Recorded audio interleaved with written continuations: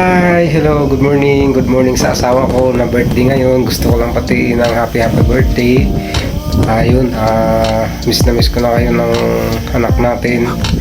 At wish ko lang bigyan ka pa ni Lord ng maraming birthday. No? Then, syempre, ingatan kayo nawa at ilayo sa anumang kapahamakan.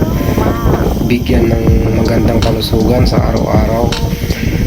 Then, ayun, enjoy your day at pasensya na dahil pangalawang taon natin to na magsi-celebrate ng birthday na hindi magkasama, at higit sa lahat pangalawang taon natin na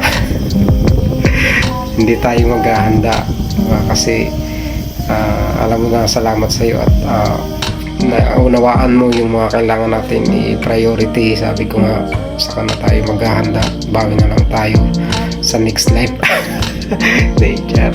Ayun, salamat sa pag-iintindi dahil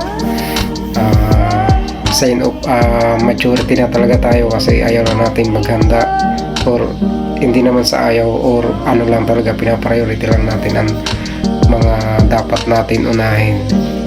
So ayun, sana more away to come. Okay, so ayun lang, miss na miss ko na kayo. Mag-iingat kayo palagi dyan.